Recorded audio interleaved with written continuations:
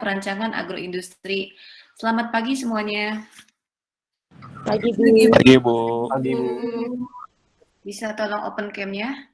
Ibu juga open cam.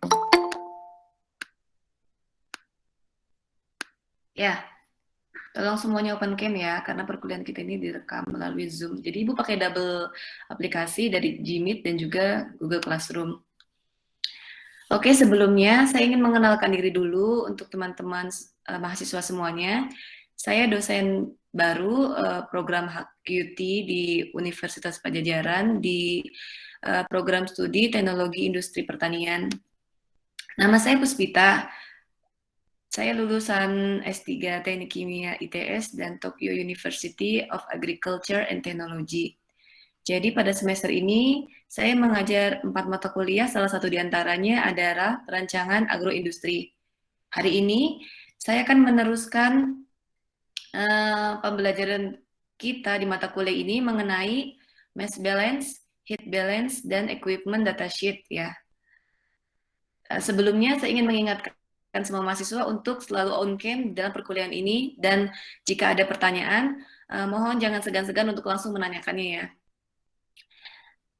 Sampai di sini apa ada pertanyaan sampai table of content kita hari ini, apa yang akan kita pelajari hari ini, yaitu mengenai mass balance, heat balance, dan equipment datasheet. Neraca massa, neraca panas, dan data peralatan. Sebelumnya kan udah diajarin sama Pak Toto mengenai bagaimana kita merancang sebuah perancangan pabrik agroindustri yang Pak Toto membagi kalian ke dalam 11 kelompok. Ibu juga udah baca dan Ibu udah koreksi sedikit di dalam tugas yang kalian kumpulkan di tugas yang pertama. Nanti di akhir perkuliahan ini Ibu akan bahas satu-satu, dan tentunya ada tugas tambahan di dalam perancangan agroindustri ini.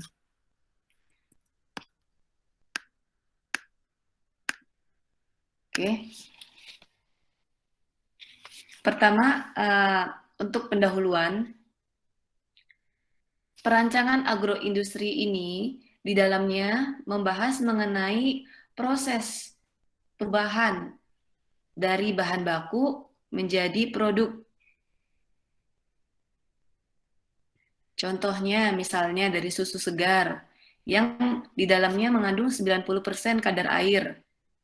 Diproses, diolah sedemikian rupa dengan adanya perubahan tingkat fasa atau wujud, perubahan komposisi, dan kandungan energinya berubah menjadi produk berupa susu bubuk yang kandungan airnya hanya 3%. Jadi kandungan air dari susu segar, dari bahan baku ini, menjadi produk berupa susu bubuk itu berkurang dari 90% ke 3%, jadi berkurang sekitar 87% ya.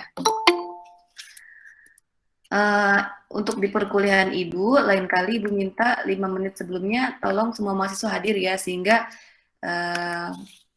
semuanya bisa mengikuti dari awal. Contoh lain misalnya, untuk perubahan bahan baku dari tebu dirubah menjadi bahan baku gula pasir misalnya.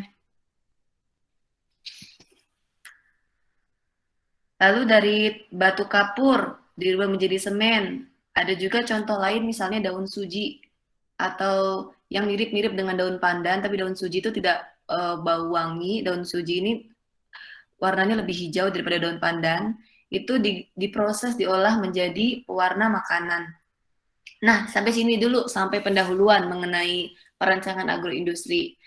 Sebelum kita memasuki neraca massa, neraca panas, dan juga equipment datasheet, Ibu minta masing-masing kelompok dari kelompok 1 sampai kelompok 11 untuk menyampaikan contoh-contoh bagaimana kita mengembangkan cara-cara untuk mengubah bahan baku yang nilai jualnya itu rendah, misalnya seperti tebu 1 kilo mungkin bisa dihargai 4.000, begitu menjadi gula pasir, harga produk 1 kilonya bisa mencapai 12.000 misalnya. Itu kan berarti ada nilai tambah.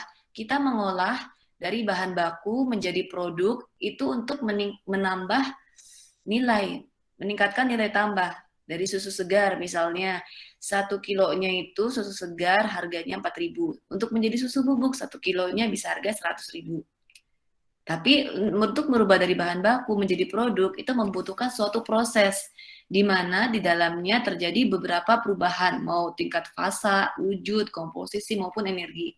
Yang di dalam proses ini juga nanti kita merancang bagaimana perubahan masa mass balance-nya, equipment datasheet-nya, juga energi balance-nya. Ini kita masih pendahuluan ya.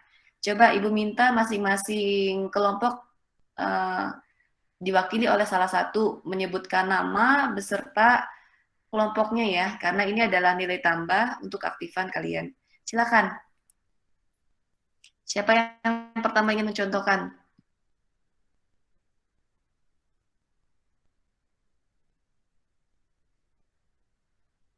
Halo? Ayo kelompok 1 sampai kelompok 11. Boleh dari tugas yang kemarin, tugas pertama yang dikumpulan atau boleh yang lainnya. Coba Ibu minta contoh masing-masing bagaimana perubahan dari bahan baku yang memiliki nilai jual rendah diproses menjadi suatu produk yang memiliki nilai jual lebih tinggi. Halo Ibu. Ya, silakan Halo. nama dan Ya. kelompok ya. Nama saya Rosanti dari kelompok. Aduh, lupa nomor kelompoknya berapa. Ada yang bisa bantu Rosanti? Rosanti kelompok berapa dari teman-teman Kayaknya kelompoknya? kelompok berapa ya? Kelompok 5 kayaknya, Bu. Kelompok 2, Bu. Kelompok 2, Bu. Iya. Nah, silakan open cam ya semuanya. Bu. Iya, Silakan. Bu. Ya, bahan bakunya dari singkong. Terus Ya. bisa dijadikan sebagai high fructose syrup yang emang memiliki nilai tambah yang tinggi dan dimana high fructose syrup ini sangat bermanfaat untuk penderita diabetes yang emang tidak bisa menggunakan gula biasa sebagai ini sebagai konsumsi gula yang dibutuhkan dalam tubuh gitu, Bu. Oke, terima kasih Rosanti dari kelompok 2 ya tadi. Ayo silakan Ya. lainnya. Siapa lagi yang mencontohkan? Sambil kita menunggu teman-teman yang lain mencontohkan, kalau belum selesai 11 kelompok belum mencontohkan, Ibu tidak akan berpindah ke slide setelahnya ya. Dan setelah ini kita akan membahas mengenai pokok bahasan utama kita yaitu neraca massa, neraca panas, dan juga equipment datasheet. Ayo siapa lagi mau mencontohkan bagaimana kita mengembangkan cara-cara untuk merubah bahan baku menjadi produk yang memiliki nilai jual yang lebih tinggi. Kalau kayak misalnya di departemen kita, di Departemen Teknologi Industri Pertanian, Ibu contohkan misalnya dari sarang lebah menjadi madu propolis. Ada juga pembuatan sabun dari minyak kelapa menjadi sabun pelembab untuk wajah dan kulit. Misalnya lagi penelitian-penelitian yang ada di departemen kita. Contohnya adalah pengolahan produk kelapa dan turunannya menjadi briket. Ada juga misalnya tempurung kelapa dirubah menjadi elektroda baterai. Nah, itu adalah jadi kita ini kan negara yang memiliki sumber daya alam yang melimpah. Namun sayangnya, belum semua sumber daya yang kita miliki itu diproses menjadi suatu produk yang memiliki nilai jual yang lebih tinggi. Itu adalah salah satu big homework ya buat kita. Bagaimana kita merancang suatu perancangan pabrik agroindustri dari sumber daya alam yang kita miliki menjadi produk yang memiliki nilai tambah. Ayo, kelompok lainnya. Tadi Ibu udah mencontohkan, Rosanti juga udah mencontohkan. Siapa lagi yang mau mencontohkan? Mungkin dari kelompok 7, Bu. Ya, silakan sebutkan namanya. Nama saya Rahadatu Aisy, NPM 62, dan perwakilan dari kelompok 7. Dari kelompok 7 sendiri, rencananya kami ingin mengembangkan produk sabun herbal. Jadi untuk bahan bakunya sendiri, untuk rencananya itu menggunakan minyak kelapa, dan minyak zaitun. Kemudian untuk prosesnya sendiri melalui proses saponifikasi. Oke. Saya ulang, jadi untuk bahan bakunya sendiri menggunakan minyak, bisa minyak kelapa dan minyak zaitun, kemudian diproses dengan menggunakan proses saponifikasi, yaitu dengan menggunakan bantuan NaOH atau KOH, di mana kalau NaOH sendiri digunakan untuk membuat sabun padat, sedangkan KOH digunakan untuk membuat sabun cair. Seperti itu, Bu. Oke, Rodatu, makasih ya. Nah, untuk yang tadi dijelaskan Rodatu, udah ada tambahannya dari sebelumnya, yaitu tambahannya di proses. Rodatu menjelaskan prosesnya bagaimana, apa metode yang digunakan untuk merubah tadi bahan baku dari minyak menjadi sabun herbal. Misalnya seperti itu ya. Jadi udah lebih jelas lagi gambarannya. Terima kasih. Ayo, baru 2 kelompok, masih ada 9 kelompok lagi yang Ibu tunggu. Boleh, Bu, dari kelompok 4. Iya, namanya? Latif, Bu. Ya, Latif. Ya, Bu. Apa yang Contoh produknya itu dari daun teh yang masih segar gitu dari kebun, terus dimasukin ke pabrik, terus diolah, dikeringkan terlebih dahulu, diturunin kadar airnya sampai tergantung sih Kak. Kalau CTC 50%, kalau CTC 85 atau 75%, kalau ortodok itu 50%, terus diolah, terus digulung tehnya, terus sudah digulung terjadi reaksi enzimatis, oksidasi enzimatis, terus dikeringkan biar kadar airnya turun, jadi reaksi enzimatis berhenti, terus tinggal disortasi dan jadilah bubuk teh yang siap diseduh. Oke, terima kasih. Jadi juga tadi kelompoknya udah menjelaskan dari daun teh menjadi teh ya. Ya. Udah paham juga prosesnya. Selanjutnya, silakan. Mungkin dari kelompok 5, Bu. Ya, silakan. Nama? Nama saya Jessica Trinda, Bu, NPM 004. Ya. Mewakili kelompok 5.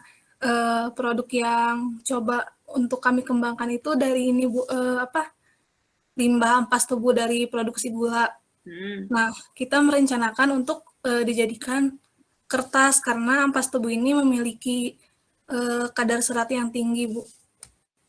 Untuk prosesnya, proses secara umumnya itu ada cutting, pulping, bleaching, dan wet end dan dry end, gitu, Bu.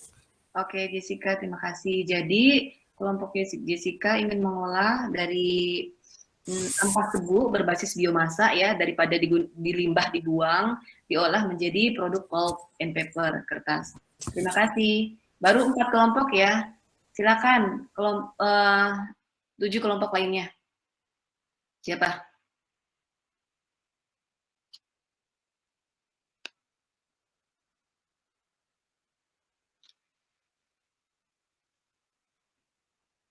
Yang belum open cam, Ibu minta tolong open cam ya.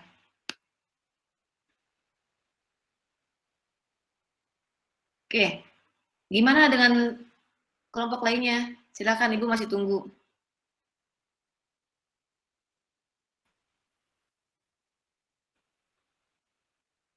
Ada Sonia, ada Anjar, ada Sela, ada mungkin saya coba, Bu.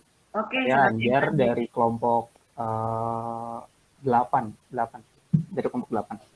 Mungkin untuk contoh pengolahan produknya sendiri dari buah menjadi selai sih, Bu. Jadi kita juga rencana untuk mengembangkan selai dari buah dengan tambahan beberapa tambahan seperti kayu manis yang sebagainya gitu, Bu. Oke. Apakah ada tambahan gula? Gula ada tambahan gula juga, Bu. Jadi mungkin di sana ada karamelisasi sebagainya. Gitu, Bu. Oke, terima kasih Anjar. Iya, Bu. Baik, 6 kelompok lagi, silakan. Saya, Bu. Saya Gina dari mewakili kelompok 11. Rencananya kami akan membuat dari biji coklat menjadi coklat batangan. Prosesnya itu dengan penambahan gula yang gula tapi gulanya rendah seperti nanti kita tambahin stevia atau yang rendah gula. Jadi produk ini nantinya untuk yang penderita diabetes maupun yang suka coklat tetapi bisa memakan coklat ini gitu karena produk yang kami miliki nantinya akan coklat yang coklat batangan yang rendah gula. Oke, less sugar ya. Iya. Oke, terima kasih dia. Ya, selanjutnya berarti masih ada berapa kelompok lagi? 5 ya, 5 kelompok lagi.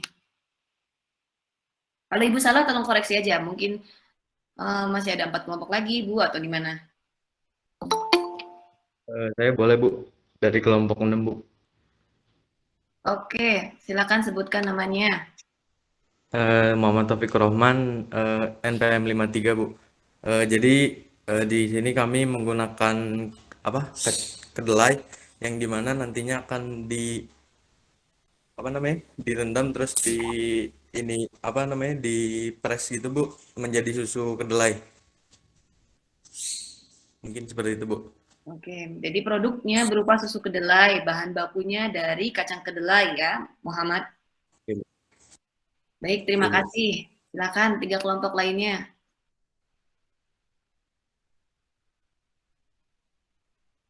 Assalamualaikum Ibu, izin untuk mewakili kelompok saya. Ya, Ihsan kelompok berapa? Nama saya Ihsan, mewakili kelompok 10 Ibu. Oke.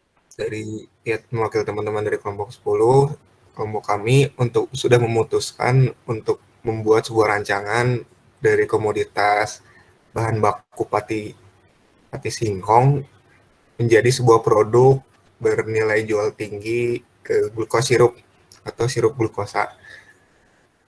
Berbeda mungkin ya dengan kelompok Rosanti tadi, karena kelompok Rosanti itu fructose sirup dan proses yang di dalaminya juga, yang pertama itu ada gelatinisasi, terus ada likuifikasi patinya, lalu ada sakarifikasi, proses pemucatan, lalu ada proses penyaringan, sampai dengan yang terakhir itu ada proses penguapan.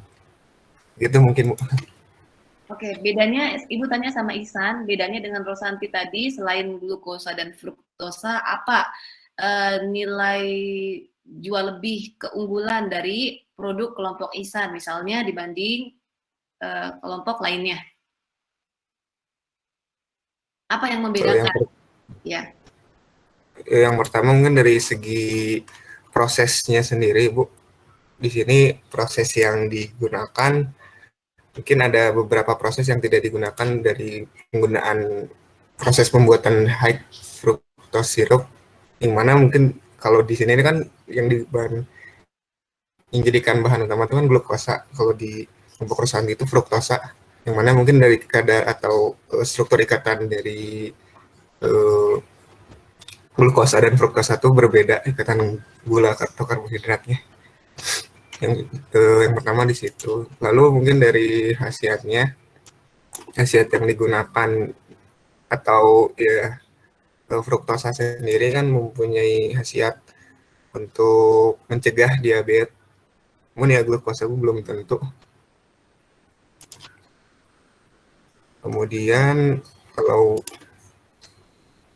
ya segitu dulu mungkin. Oke.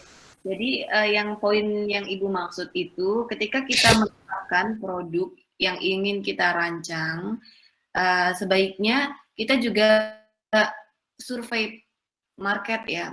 Survei market dalam maksud di sini supaya produk yang kita hasilkan memiliki keunggulan dari segi misalnya mau dari segi kesehatannya bisa, dari segi harganya atau dari segi faktor-faktor lainnya sehingga produk ini lebih unggul dibandingkan produk lainnya dengan adanya inovasi, misalnya inovasi di prosesnya atau inovasi di rancangannya. Nah, itu ya.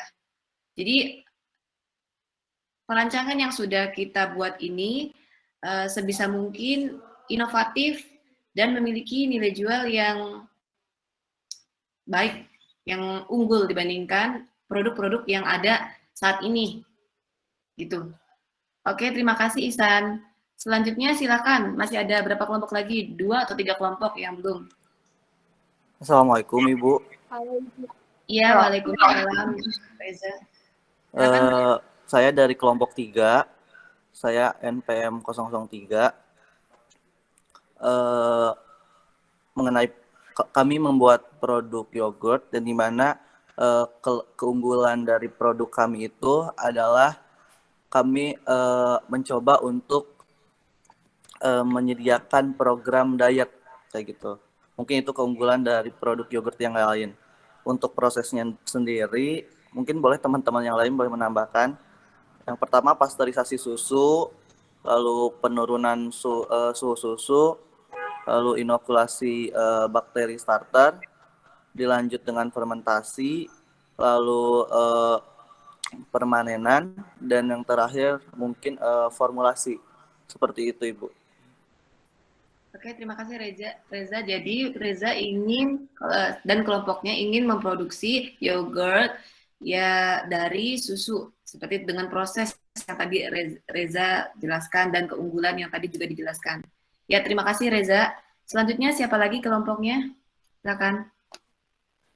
Halo Ibu, saya Indri Nuraini dari kelompok 9, mewakili kelompok 9. Jadi untuk kelompok saya, itu produknya adalah frozen food ayam karage. Jadi keunggulan dari kelompok kami ini juga memantau proses sebelum bahan baku itu tiba ke rumah produksi kami. Kayak gitu Bu. Jadi tujuan kami adalah memaksimalkan umur simpan dari produk karage kami. Oke, dari ayam menjadi ayam karage ya, jadi produk olahan yang siap makan, produk yang siap makan. Terima kasih Indri. Silakan ada lagi. Sepertinya masih ada satu kelompok lagi yang belum. Apa sudah semua? Dari kelompok 1 Ibu. Oh ya, dari kelompok 1 belum ya? Iya. Perkenalkan, nama saya Maulidanti dari perwakilan dari kelompok 1. Di sini kelompok 1 mengambil produk tentang buah kering. Jadi berbagai macam buah-buahan seperti stroberi, jeruk, jambu, dan buah-buahan lainnya akan dikeringkan. Tujuannya ini untuk menurunkan kadar air dari buah-buahan tersebut sehingga dapat memperlama umur simpan suatu produk itu. Kalau misalnya prosesnya itu nanti dari buah-buahan segar ini akan di oven sampai kadar airnya turun sekitar 10-15% seperti itu, Bu. Jadi kelompok Maulidanti ingin memproses buah menjadi keripik buah, seperti itu? Ya, dry fruit gitu, Bu. Ya. Di dalam prosesnya ada proses vakum nggak? Kalau misalnya vakum, sebenarnya belum kepikiran, Bu. Kemarin tuh hanya pakai oven saja gitu, Bu. Tapi karena belum dicoba, jadi kita juga masih belum tahu apakah kadar airnya akan turun maksimal atau tidak kalau misalnya pakai oven. Nah, misalnya dalam kasus ini, untuk produk-produk buah kering yang Ibu rasa sudah banyak dikembangkan sampai saat ini, Ibu minta lagi untuk menambahkan apa yang lebihnya dari yang saat ini ada di market, yang ada di pasaran itu kekurangannya apa. Nah, kekurangan yang ada sekarang di pasaran itu dilengkapi oleh kelompok Maulidanti. Ya. Baik, Ibu, terima kasih. Terima kasih. Baik, apakah sudah semua? Kalau sudah semua, Ibu akan lanjutkan materi kita.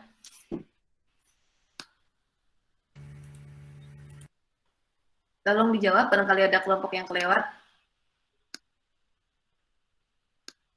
Sudah sepertinya, Bu.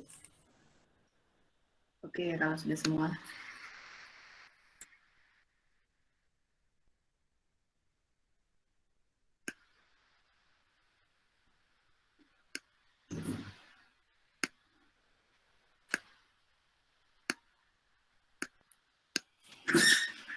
Baik, kita lanjutkan ya. Tadi 11 kelompok semuanya sudah menyebutkan bagaimana mengembangkan cara-cara merubah bahan baku menjadi produk.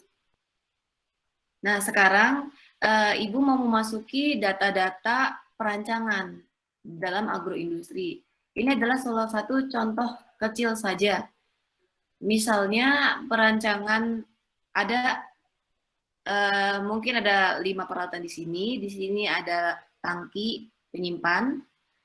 Di sini ada keran. Di sini ada pompa, dan ini juga sama keran, dan di sini ada drum. Ini adalah salah satu contoh misalnya bagaimana merancang peralatan yang dibutuhkan untuk mentransfer minyak panas di dalam tangki ke dalam drum. Minyaknya ini maksudnya adalah minyak hasil olahan gas bumi seperti bensin, yang kita biasa gunakan di kendaraan Pertalite, Pertamax, di motor ataupun di mobil ya, diesel. Nah, di dalam tangki penyimpanan ini kita mengalirkan minyak dari tangki penyimpanan ke dalam drum. Drumnya disimpan dengan ketinggian dari permukaan tanah setinggi 8 meter. Sedangkan tangki ini memiliki ketinggian di atas tanah, di atas permukaan tanah setinggi sekitar nempel di atas tanah. Dengan ini ada alarm low sama high. Jadi nanti di sini ada kontrol juga untuk mengontrol keberadaan air di dalam tangki ini, apakah sudah mencapai level bawah ataukah level atas. Jangan sampai tangki ini kosong ketika dialirkan dengan pompa ini.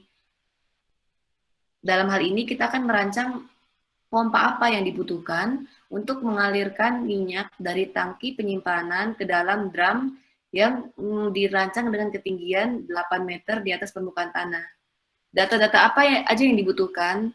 Misalnya yang kita butuhkan salah satunya adalah yang kita bahas hari ini, yaitu heat and mass balance.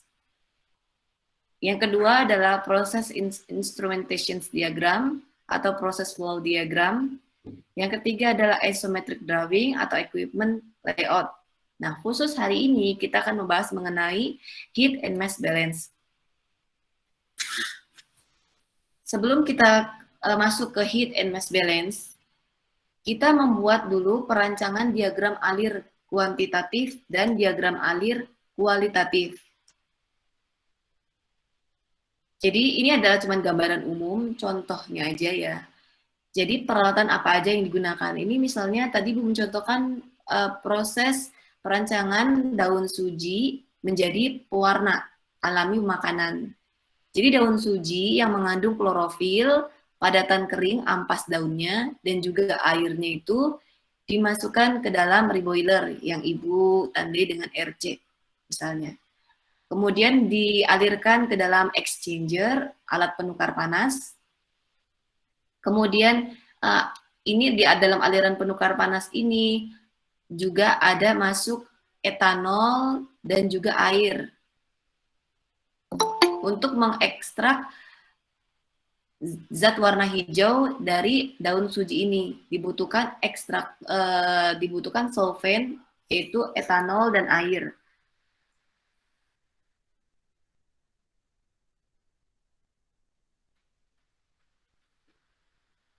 Kemudian setelah kita mengekstrak zat warna hijau dari daun suji menggunakan solvent etanol, zat tersebut dikurangi kadar airnya di dalam evaporator 3 stage evaporator dengan panas yang digunakan berbeda-beda. Evaporator pertama itu suhu operasinya pada 90 derajat, evaporator kedua suhu operasinya pada 80 derajat Celcius, dan evaporator ketiga suhu operasinya 70 derajat Celcius.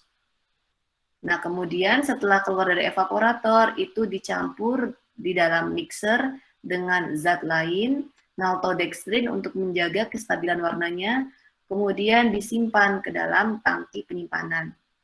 Nah, sisa uap yang di dalam evaporator tadi kan ada 2 produk, yaitu produk uap, gasnya, dan produk cairnya. Produk cairnya disimpan, produk uapnya tidak langsung dibuang, tetapi diolah lagi di menara distilasi. Menara distilasi ini fungsinya untuk memisahkan zat berdasarkan titik didihnya. Nanti dari menara distilasi ini, kalau teman-teman bisa tahu mungkin ya, dalam pengolahan minyak bumi, itu juga menggunakan menara distilasi. Di dalam menara distilasi ini, nanti produk minyak bumi itu dipisahkan berdasarkan titik didihnya. Misalnya yang mendidih pada suhu 1000 derajat Celcius itu menjadi bensin misalnya. Produk yang mendidih pada suhu 90 derajat Celcius itu adalah menjadi gas LPG yang kita gunakan di untuk keperluan dapur. Dan misalnya yang heavy key, yang zat yang mendidih pada suhu yang lebih tinggi, misalnya pada 2000 derajat Celcius, itu diolah menjadi semen. Jadi kita dari gas dan minyak bumi itu tidak hanya diolah menjadi satu produk, tapi diolah menjadi berbagai macam produk, dari bensin, gas LPG maupun semen, itu dengan diproses di dalam menara distilasi. Karena menara distilasi ini fungsinya itu memisahkan zat berdasarkan titik didihnya. Sampai sini apakah ada pertanyaan sebelum kita masuk ke diagram alir kuantitatif? Kalau ini kan kualitatif ya. Kuantitatif, sorry. Di sini kalau teman-teman perhatikan, lihat di sini. Di diagram alir kuantitatif ini, misalnya di dalam reboiler ya. Sebelum masuk reboiler, dan ini kan stream atau aliran sebelum masuk reboiler, dan setelah masuk reboiler, itu ada alirannya. Ini kemudian masuk ke exchanger. Nah, aliran masuk, yang masuk sama yang keluar, itu nilainya sama. Ini namanya mass balance, neraca massa.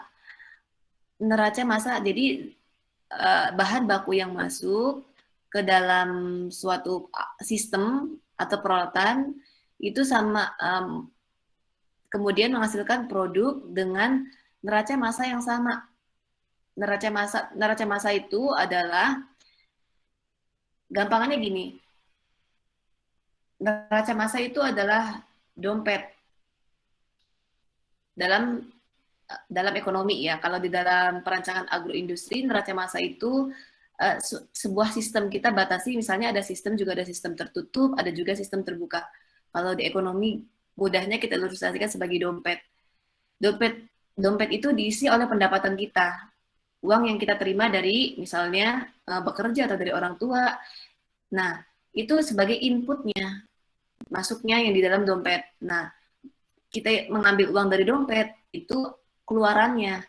Uang dari dompet itu dikeluarkan untuk dibelanjakan, belanja apapun keperluan kalian, itu pastinya uang yang masuk sama yang keluar, itu mestinya harusnya sama.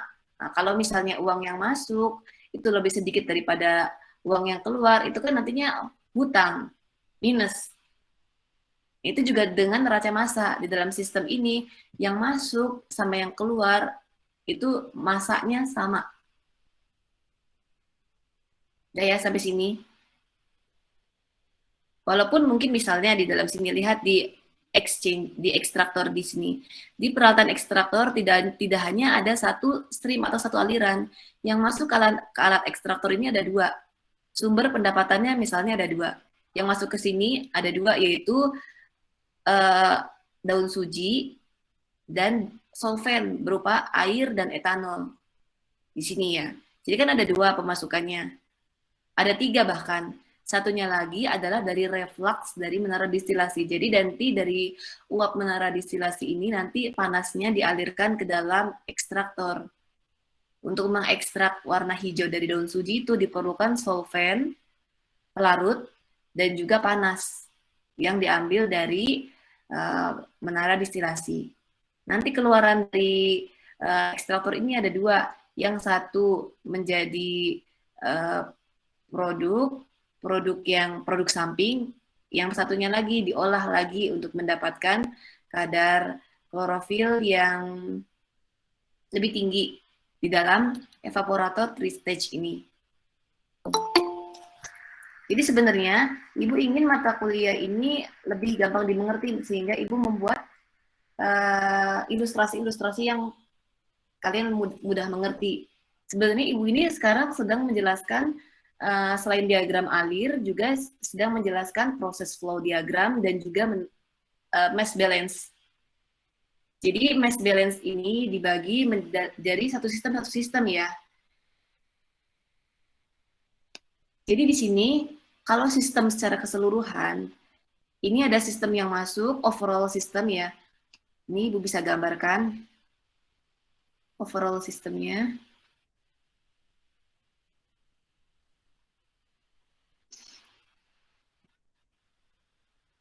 Seperti ini.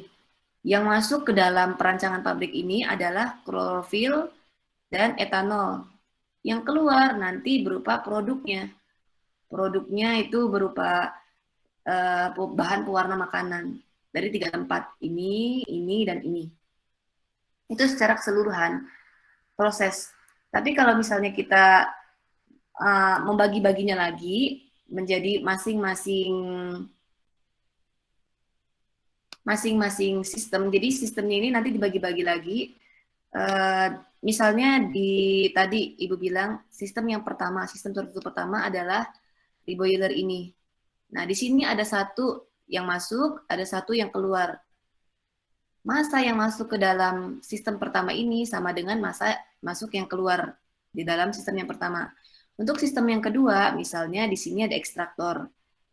Ada 3 aliran masuk dari reboiler, dari etanol, dan dari reflux, dari menara distilasi. Nah, ketiga ini input atau yang masuk dari 3 sumber ini di dalam ekstraktor menghasilkan 2 aliran keluar, yang ini sama yang ini. Yang masuk sama dengan yang keluar, massa yang masuk, total massa yang masuk dari ketiga aliran ini harus sama dengan massa total yang keluar dari 2 aliran ini. Oke, begitu seterusnya. Di evaporator, misalnya evaporator 3 tingkat Ibu yang gunakan. Satu aliran yang masuk ini menghasilkan 4 aliran yang keluar dari evaporator 1, ada yang keluar, evaporator 2 ada yang keluar, evaporator 3 ada yang keluar, dan juga ada yang ke menara distilasi. Itu massa yang masuk ke dalam sistem yang ketiga ini, walaupun jumlah alirannya 1 dan yang keluarnya itu ada beberapa stream atau beberapa aliran, itu massanya harus sama dengan massa yang keluar. Total massa yang keluar, jadi totalnya ya. Sampai di sini apa ada pertanyaan sebelum Ibu masuk ke diagram alir kuantitatif? Kalau masuk di diagram alir kuantitatif ini sebenarnya kalau teman-teman perhatikan sama aja. Lihat susunan peralatannya sama, ada reboiler, ada ekstraktor, ada evaporator, ada menara distilasi. Cuman bedanya kalau tadi itu kita ngomongin mass balance atau mass balance ya. Kalau ini ngomongin energi balance. Neraca energi. Di dalam neraca energi ini, yang diperhitungkan bukan massa yang masuk ke dalam sistem atau yang keluar sistem, tetapi operasi di dalam sebelum masuk sistem dan setelah masuk sistem. Coba lihat. Perhatikan di sini. P itu adalah pressure, T itu adalah temperatur. Pressure itu tekanannya itu 1 atmosfer, yang berarti atmosferik, dengan suhu 30 derajat Celcius. Yang keluar dari reboiler itu suhunya 1 atmosfer dan 30 derajat Celcius.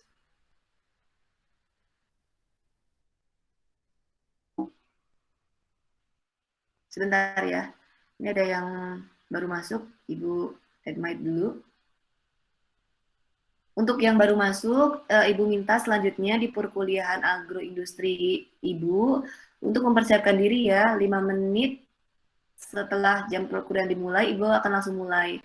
Ibu nggak pingin ada mahasiswa yang ketinggalan karena sebenarnya masing-masing mahasiswa kan memiliki hak yang sama untuk mendapatkan materi kuliah. Jadi kalau ada yang ketinggalan, itu Ibu nggak bisa mengulang lagi gitu dari awal bagi mahasiswa yang terlambat. Ibu minta maaf. Jadi Ibu harapkan mahasiswa di sini semuanya on time ya. Ibu akan tunggu di 5 menit pertama semenjak jam perkuliahan dibuka. Ibu lanjutkan. Untuk yang baru masuk, Ibu akan jelaskan sedikit. Kita saat ini sedang mempelajari diagram massa, diagram alir kuantitatif, neraca massa, neraca panas, dan nanti akan mempelajari equipment data sheets. Saat ini kita sampai ke dalam diagram alir kuantitatif dengan mempelajari neraca panas. Di dalam neraca panas ini juga sama, panas yang masuk ke dalam sistem, misalnya kita potong-potong bagi-bagi sistem ini ke dalam beberapa bagian. Bagian pertama misalnya sistemnya adalah di dalam reboiler, bagian yang kedua di dalam sistem ekstraktor, bagian ketiga di dalam sistem evaporator, bagian keempat di dalam menara distilasi. Misalnya seperti itu, kita bagi-bagi overall sistem di dalam perancangan pabrik yang kita ini menjadi sebuah sistem kecil-kecil untuk mempermudah perhitungan. Ya, di diagram alir kuantitatif ini kita bisa melihat neraca energinya. Neraca energi juga sama seperti itu. Energi yang masuk ke dalam sistem sama dengan energi yang keluar di dalam sistem. Misalnya di dalam evaporator ini, di dalam evaporator yang 3 stage ini, suhu operasi di masing-masing evaporator kan berbeda seperti yang tadi Ibu jelaskan. Evaporator pertama itu suhunya 90 derajat Celcius, Ibu rancang. Evaporator kedua 80 derajat Celcius, dan evaporator ketiga 70 derajat Celcius. Tetapi energi yang masuk ke dalam masing-masing evaporator atau keseluruhan dari operator 3 stage ini, massa yang masuk itu sama dengan massa yang keluar. Sebenarnya ada juga nanti, bukan massa ya, energi yang masuk sama dengan energi yang keluar, karena kita lagi membahas neraca energi. Sebenarnya di dalam neraca massa maupun neraca energi ini ada juga regenerasi, akumulasi juga. Nanti yang akan kita bahas lebih lanjut di pertemuan setelahnya ya. Selanjutnya ini adalah skema utilitas. Jadi ketika kita merancang suatu perancangan pabrik agroindustri, jangan lupa dengan utilitas selain proses ya. Kalau proses tadi, seperti yang tadi teman-teman jelaskan, prosesnya ada pasteurisasi, misalnya di pengolahan yogurt, dan lain-lain itu, kita juga harus memperhatikan utilitas. Utilitas itu meliputi ada air, misalnya, yang digunakan untuk operasi alat-alat tersebut, karena air itu bisa dirubah menjadi steam, dan dirubah menjadi energi panas. Nah, nanti misalnya air yang digunakan itu berasal dari mana? Air sungai. Nanti air sungainya itu diolah di dalam bak sedimentasi, kemudian diolah ke dalam tangki untuk ditambahkan Na2CO3 dan alum, supaya terpisah antara air dan kotoran, kemudian dipisahkan lagi di dalam clarifier, kemudian difilter ke dalam sand filter, kemudian difilter lebih lanjut di dalam cold basin dan diproses untuk pendinginan, dan difilter lebih lanjut di carbon filter, kemudian dilakukan penukaran di kation dan anion exchanger, kemudian diproses lagi di demin water tank, kemudian diproses di deaerator, kemudian masuk ke dalam reboiler. Dan di dalam reboiler itu nanti panasnya digunakan di dalam proses keseluruhan di dalam perancangan pabrik kita sebelum ini ya. Jadi sebenarnya utilitas yang kita gunakan kalau di perancangan pabrik tidak hanya air, bisa juga gas. Gas itu bisa terdiri dari gas oksigen, gas nitrogen, gas hidrogen, gas argon yang biasanya digunakan untuk panas atau untuk energi. Selain air, gas, dan juga biasanya kita menggunakan utilitas berupa misalnya diesel untuk bahan bakar operasi alat. Ya, jadi banyak sekali sebenarnya hal-hal yang harus kita perhatikan dalam perancangan agroindustri ini. Oke, sampai sini.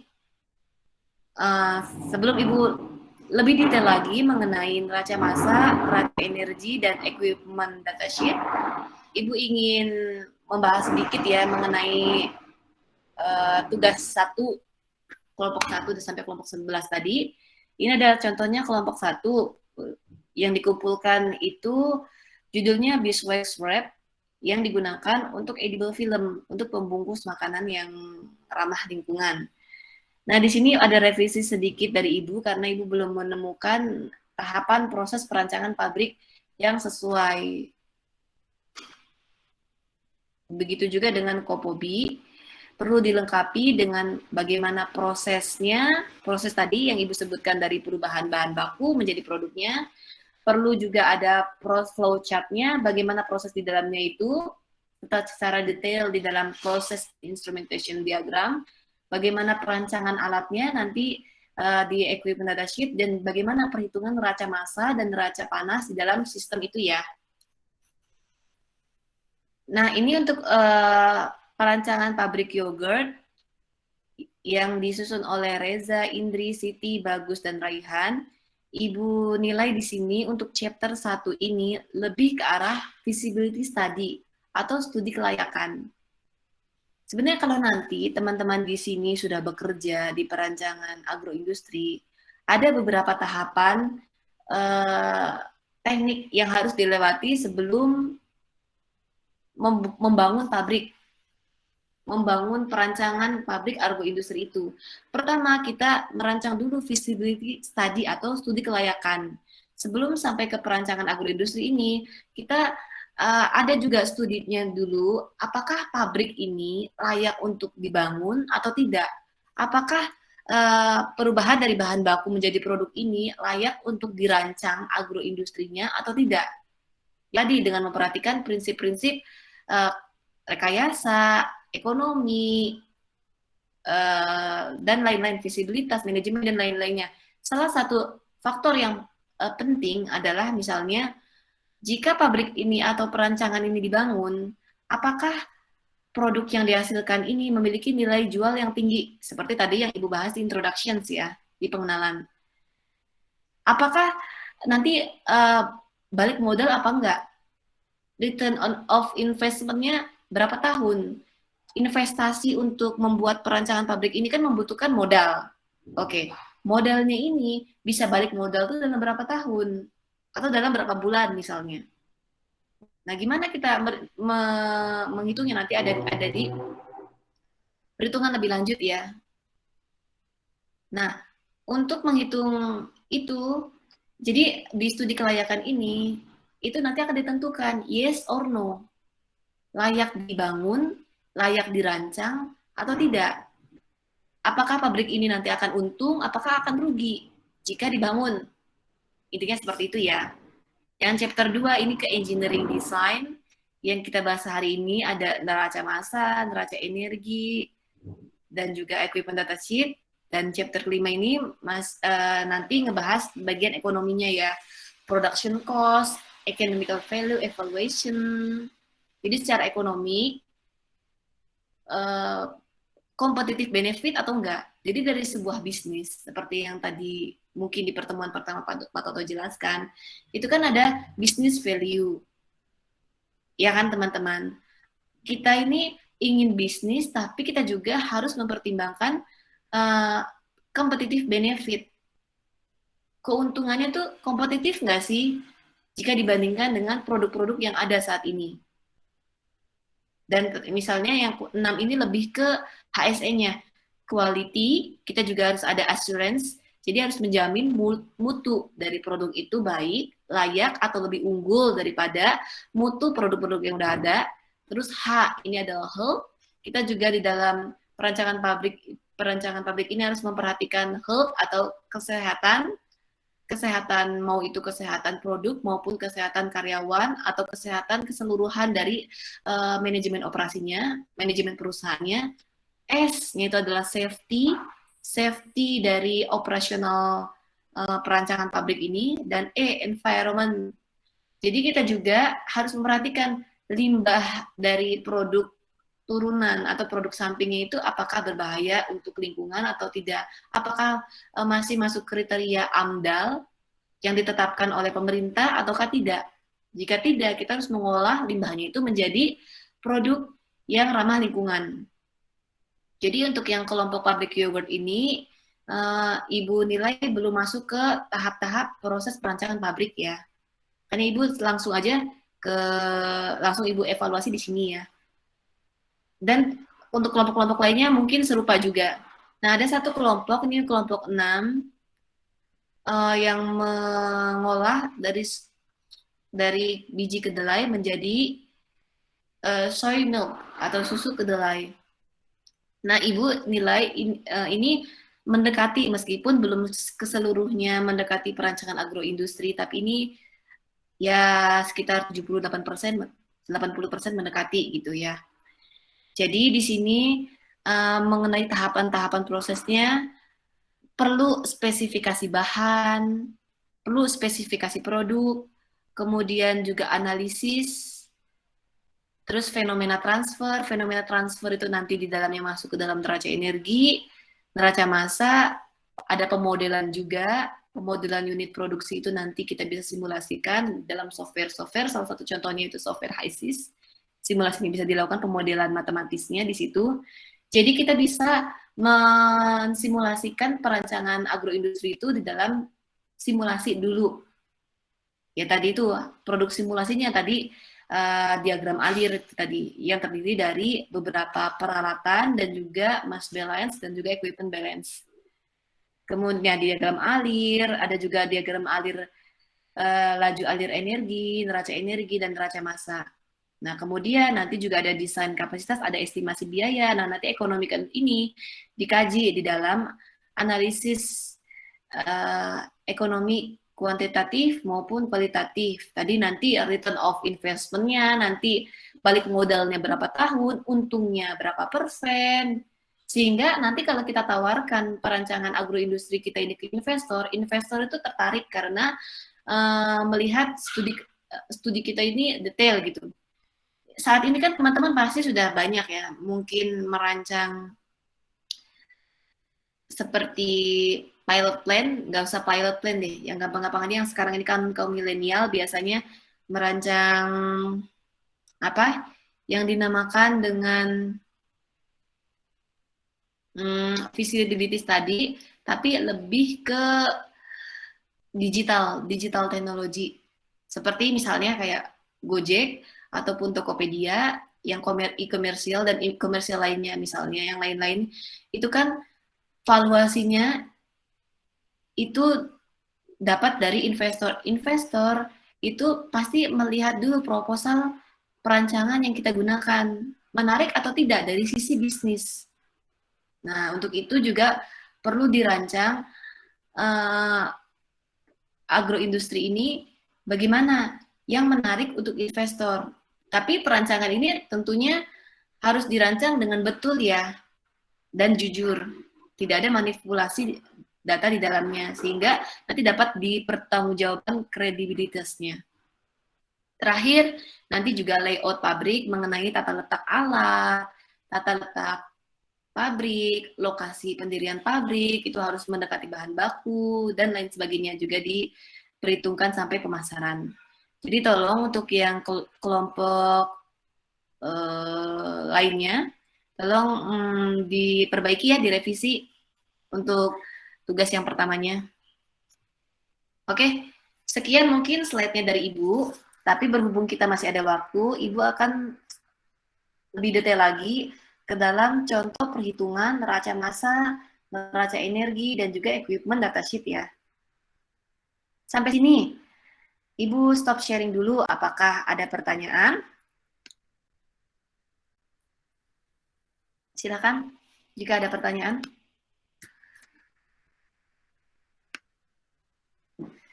Saya jadi bertanya, Bu. Silakan sebutkan nama dan NPM ya, karena ada nilai tambahnya. Nama saya Iksan Maulana, NPM-nya 24031080057. Untuk di tadi Bu, yang diagram alir. Diagram alir itu kan ada yang proses, dari segi proses produksinya, Ibu.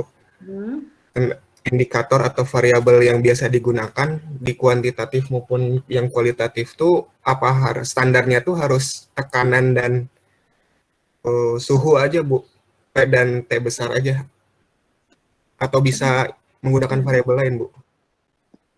Ya, sebenarnya nanti kalau misalnya teman-teman belajar lebih lanjut ya, selain suhu, tekanan, ada juga misalnya entalpi, energi, dan lain-lain. Sebenarnya ada banyak nanti ya. Jadi perubahan produk itu ada entalpi, ada entropi, ada pressure, tekanan, ada temperatur nanti ya. Cuman yang utama ada juga lain-lain ada banyak lagi, tetapi yang utamanya itu adalah pressure sama temperatur. Untuk yang di neraca energi. Nah, untuk yang neraca massa, utamanya adalah massa di dalam laju alir, yang satuannya kilogram per jam. Berapa massa yang masuk ke dalam sistem, dan berapa massa yang keluar di dalam sistem. Ini, untuk pertanyaan Ihsan tadi, Ibu akan tunjukkan lebih lanjut ya. Ini Ibu ada mass balance sama heat balance. Bentar.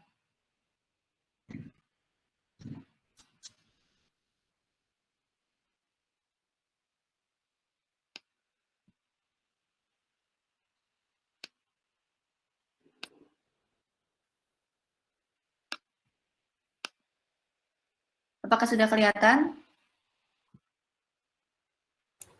Sudah, Bu. Sudah ada, Bu. Kita bahas dulu di neraca massa kualitatif tadi ya, yang heat balance atau bahasa Indonesianya neraca panas. Di neraca panas itu kita menggunakan asumsi. Asumsi itu coba ada yang bisa menjawab pertanyaan asumsi itu apa? Pemisahan Ya, betul. Jadi kita ada variabel-variabel yang ditetapkan, ada variabel-variabel bebas, ada variabel yang ditetapkan. Nah, variabel yang ditetapkan itu salah satunya asumsi.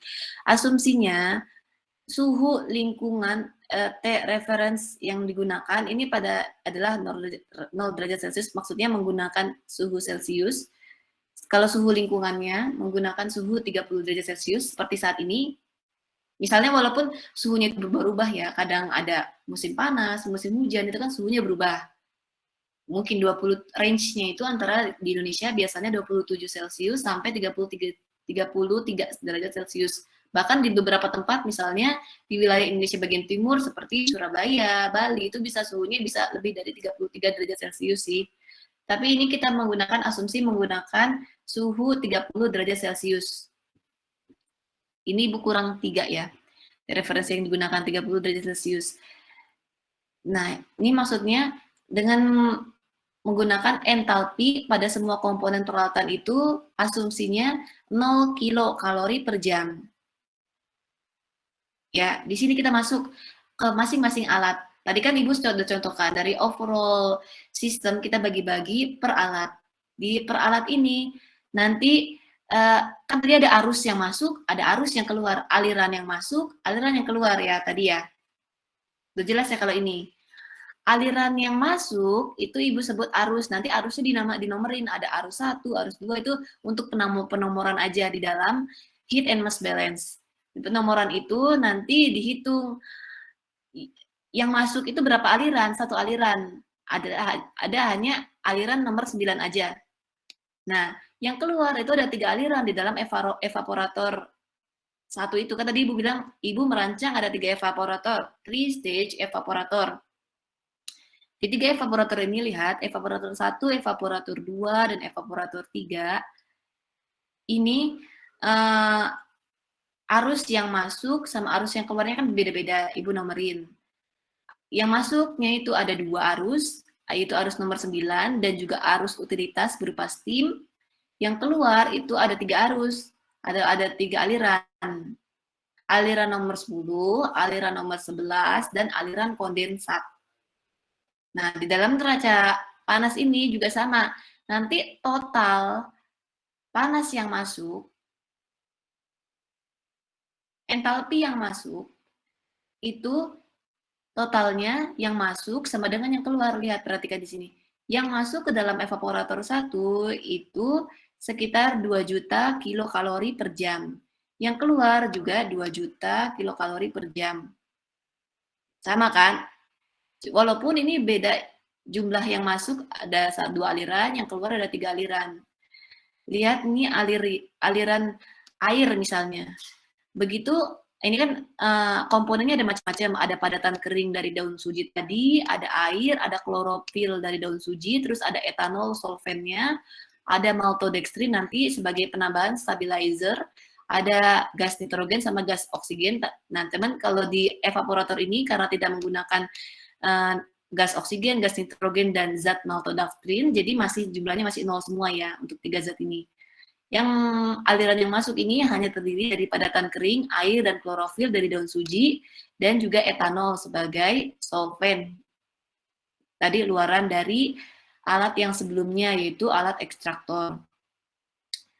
Lihat jumlah yang masuk, air dari daun sujinya sendiri sekitar 74.000, dan ada pemanas, kan evaporator itu kan butuh pemanas. Pemanas yang digunakan itu dari steam. Steam yang digunakan itu berasal dari air sungai, yang tadi utilitas, yang tadi Ibu sudah jelaskan ya sebelumnya. Nah, steam air sungai tadi diolah menjadi steam dengan kandungan air yang memiliki entalpi sebesar sekian, sebesar sekitar 1.600.000 kilokalori per jam. Jadi evaporatornya itu bisa panas dengan adanya steam yang tadi itu Ibu olah dari air sungai tadi ya. Nah, kemudian yang keluar, coba lihat airnya aja yang keluar. Sebelumnya air yang keluar itu, air yang masuk itu ada 74.000. Nah, yang keluar di arus 10 sebagai buangannya itu ada 21.000, dan airnya jadi 175 kilokalori per jam. Lihat, airnya yang keluar dari evaporator kan lebih banyak. Nah, di sini ada kondensatnya sebagai produknya. Produk keluaran dari evaporator itu kan kondensat ya. Kondensatnya itu 258.000. Karena ini ngomongin air ya. Di dalam evaporator kan kita ingin menghilangkan airnya. Jadi air yang masuk itu lebih sebanyak ini dikeluarkannya lebih banyak gitu, karena kita ingin mendapatkan produk klorofil untuk zat diolah menjadi zat warna hijau tadi ya. Klorofil sebagai bahan utama yang ingin kita olah itu yang masuk itu sebanyak 52 kilokalori per jam totalnya. Yang keluar itu 140 kilokalori per jam. Ya. Jadi klorofil yang masuk sama yang keluar itu lebih banyak yang keluarnya. Kita lihat totalnya aja deh biar teman-teman di sini nggak bingung ya. Kan ini total itu penjumlahan dari beberapa arus yang masuk dan total ini beberapa arus yang keluar. Komponen utama yang ingin kita olah itu kan sebenarnya klorofil yang ingin diolah menjadi pewarna makanan tadi. Klorofil yang masuk ke evaporator itu 52 kilokalori per jam. Yang keluar itu 140 kilokalori per jam. Komponen-komponen. Jadi kan klorofil yang keluar dari evaporator itu lebih banyak dari segi klorofilnya.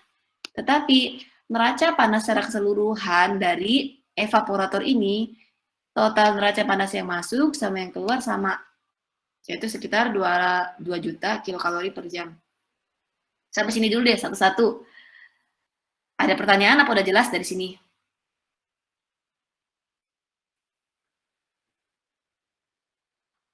Sambil kita lihat hal lainnya. Ibu, saya punten mau tanya. Silakan. Saya Kamal, Ibu, NPM 026. Ya. Mungkin ini kan ada perbedaan juga dari jumlah neracanya. Nah, itu ada batasan dari ini enggak, apa namanya, perbedaannya sekitar berapa persen kah? Atau misalkan toleransi berapa persen dari ini sehingga bisa dikatakan itu setimbang? Apa yang dikatakan neraca setimbang? Jika yang masuk dikurangi yang keluar ditambah yang regenerasi sama dengan 0. Setimbang artinya sama-sama, artinya nanti teman-teman mungkin dari sini bisa belajar lagi di rumah. Neraca massa setimbang itu atau neraca panas yang setimbang sama aja ya. Energi yang masuk dikurangi energi yang keluar ditambah energi yang terregenerasi, yang terakumulasi sama dengan 0. Steady state sama dengan 0. Jadi yang masuk, karena kita asumsi tidak ada yang terakumulasi di dalam evaporator ini, jadinya yang masuk sama dengan yang keluar itu sama. Nah, ini kalau misalnya neraca massa sama neraca panas, itu harus 0. yang masuk dikurangi yang keluar ditambah yang regenerasi itu harus 0. Ya, kalau misalnya tadi yang ditanyakan itu berapa yang acceptable gitu ya, perbedaan antara yang masuk sama yang keluarnya, kalau secara teori itu 100% secara teori, tapi pada kenyataannya bisa 90%. Nanti pada perancangan pabrik kita, ketika kenyataan kadang-kadang kan, bukan kadang-kadang memang, kalau misalnya kita merancang, kita ingin merancang tuh 100% nol. Tetapi nanti pada kenyataannya alat ini kan, alat evaporator ini, begitu berjalannya waktu, ada penurunan kinerja, misalnya ada kerusakan alat segala macam, komponennya ada yang perlu diperbaiki. Nah itu batasannya biasanya sekitar 90-99%. Sampai sini ya? Udah jelas? Itu terjawab, Ibu. Ya, oke. Ini tadi Ibu baru mencontohkan satu dari evaporator. Nah, sekarang Ibu contohkan dari menara distilasi. Atau dari spray dryer dulu ya. Atau dari mixer dulu. Oke. Kalau dari mixer, ini kan fungsinya mixer itu mencampurkan dari aliran nomor 18 yang berisi ekstrak klorofil dari daun suji, ditambahkan arus 33 yang berisi maltodextrin sebagai stabilizer itu. Nah, di dalam mixer itu total energi yang masuknya itu sekian, 15.000, total yang keluarnya sekian. Walaupun di komponen masing-masing itu berbeda ya. Jadi dirancang berbeda, tapi yang jelas total energi yang masuk sama total energi yang keluarnya sama. Oke, kita lanjut misalnya peralatan lain seperti spray dryer untuk mengeringkan zat warna hijau dari daun suji tersebut. Di dalam spray dryer, coba misalnya kita lihat komponen airnya saja. Air yang masuk dari arus 34 itu sebanyak, bukan air yang masuk, ini energi air ya, ini kan masih ngomongin energi balance, bukan mass balance ya. Energi balance yang masuk itu entalpinya sebesar 5.726 kilokalori per jam. Nah, arus yang dari arus 41 sekian. Yang keluar dari spray dryer itu energinya 15.000 kilokalori per jam. Nah, berarti nanti total komponen ini berbeda, tetapi total energi secara keseluruhan yang masuk ke spray dryer ini, yang masuk sama yang keluar sama. Itu juga dengan menara distilasi ya.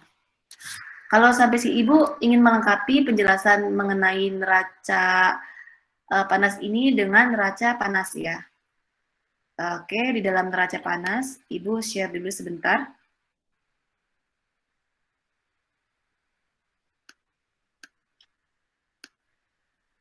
Sampai sini silakan jika ada pertanyaan. Sambil Ibu mau sharing tentang neraca masanya.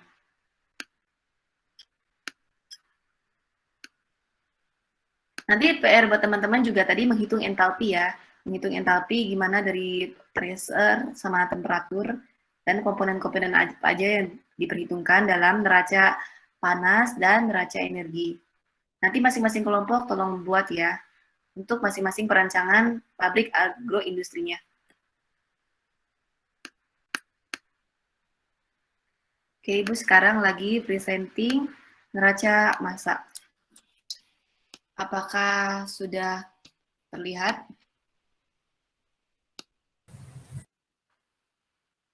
Oke. Apakah sudah terlihat? Sudah, Bu. Tadi kan Ibu juga menjelaskan, kita buat neraca massa overall. Overall itu neraca massa keseluruhan dari sistem perancangan pabrik yang kita buat. Setelah itu kita bagi-bagi ke dalam neraca massa masing-masing alat. Seperti ini neraca overall keseluruhannya, jumlah padatan keringnya itu yang masuk sekitar 1.421 kg per jam, yang keluar juga sama segini. Nah, klorofilnya juga sama, karena ini kan yang keluar ya, maksudnya yang masuk dan yang keluar. Gini teman-teman, biar teman-teman gak bingung di sini. Daun suji sebagai bahan baku utama kita untuk pembuatan zat warna hijau yang digunakan untuk makanan mengandung padatan kering sekian, air sekian, klorofil sekian. Itu kan belum menjadi produk, masih terkandung di dalam daun suji. Ketika kita olah, kita bisa mengambil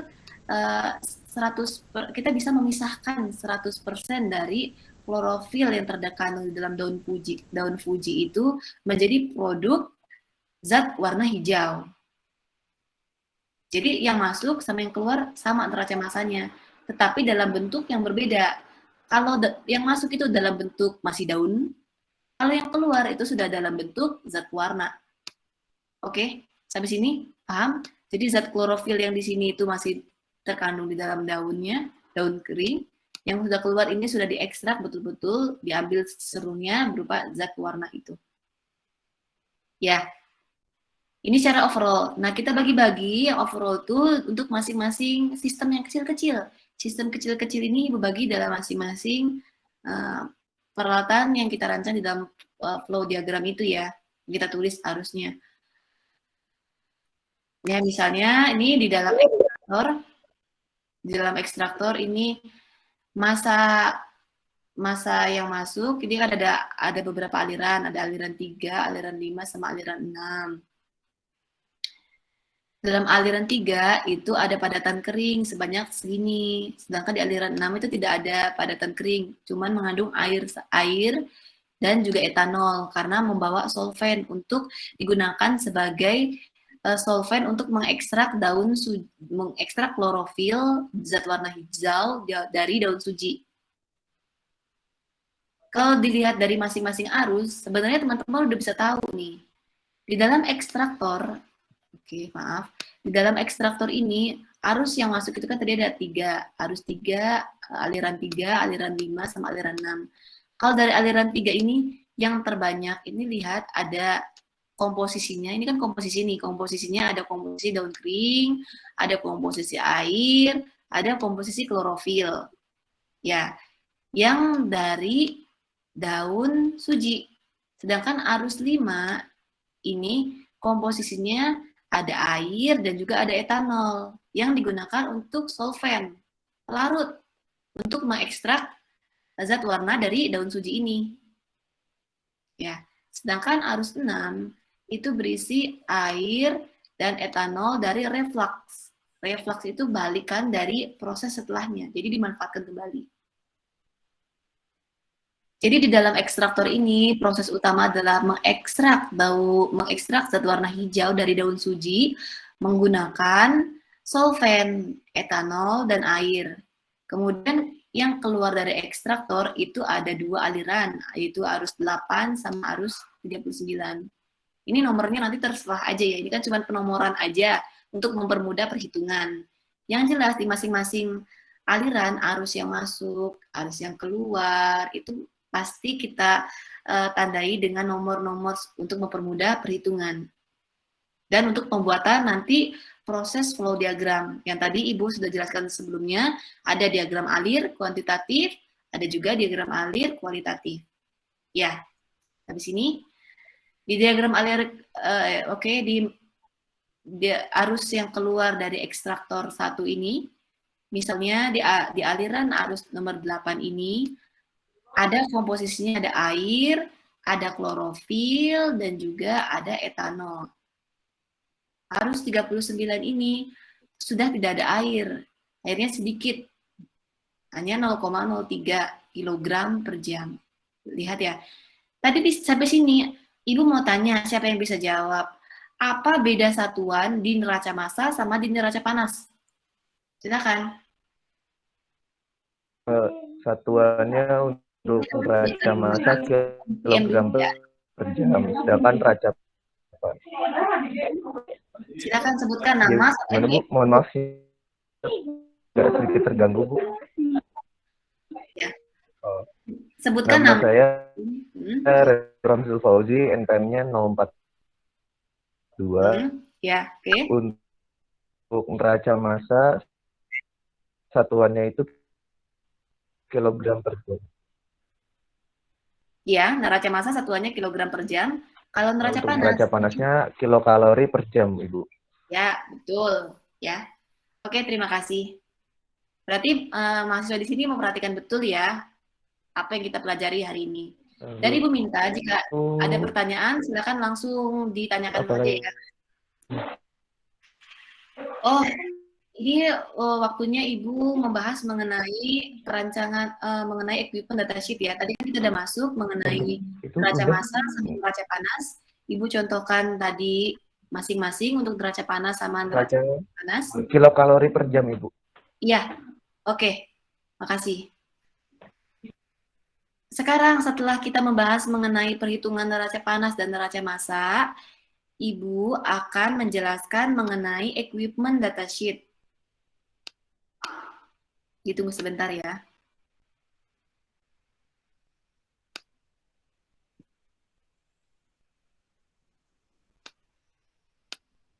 Ibu balik lagi ke slide Ibu tadi. Apakah sudah kelihatan? Sudah kelihatan? Sudah, Bu. Ini balik lagi setelah tadi kita perhitungan detailnya, Ibu balik lagi ke slide Ibu yang diagram alir kuantitatif dan diagram alir kualitatif ya. Nah, di diagram alir ini kan tadi udah ada flow diagramnya, yang masuk sama yang keluar dalam sistem. Itu juga dengan diagram alir kualitatif ya. Lihat di sini di diagram alir kuantitatif, yang masuk sama yang keluar sistem ini satuannya kilogram per jam, yaitu neraca massa. Sedangkan di diagram alir kuantitatif nanti perlu diubah ya. Ini sebenarnya yang masuk itu harusnya kilokalori per jam ya, ditambah dengan berapa suhu operasi di dalam suhu di alirannya. Suhu di alirannya berapa 30 sama operational pressure di dalam aliran masuk sama aliran keluarnya. Jadi ini nanti perlu ditambahkan dengan entalpinya yang tadi satuannya kilokalori per jam ya. Jadi ada 3 data utama yang ditampilkan di diagram alir kualitatif, yaitu pressure, temperatur, dan juga entalpi. Tadi ya. Nah, oke. Dari neraca energi dan diagram alir kualitatif ini, Ibu ingin melanjutkan ke equipment datasheet. Equipment datasheet itu meliputi spesifikasi dari masing-masing alat yang dirancang. Misalnya, di dalam diagram ini Ibu merancang ada reboiler, ada ekstraktor, ada 3-stage evaporator, ini ada evaporator pertama, evaporator kedua, evaporator ketiga, ada menara distilasi, ada mixture, misalnya seperti itu ya. Nah, di masing-masing alat ini, kita juga merancang alat seperti apa yang dibutuhkan, alat seperti apa yang sesuai untuk memproses bahan baku yang kita miliki menjadi sebuah produk yang kita inginkan. Nah, dari mana perhitungannya? Ya tentunya dari neraca massa dan dari neraca panas itu. Coba Ibu contohkan langsung ya ke spesifikasi alatnya atau equipment datasheet-nya itu. Mohon ditunggu sebentar.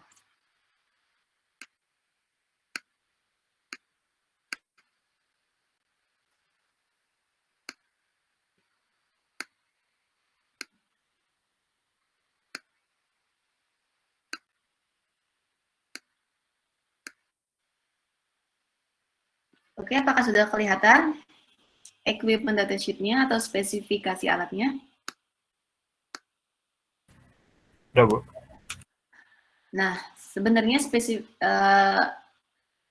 kita juga asumsikan gudang juga perlu dirancang, karena kan gudang digunakan untuk menyimpan bahan baku daun suji segar.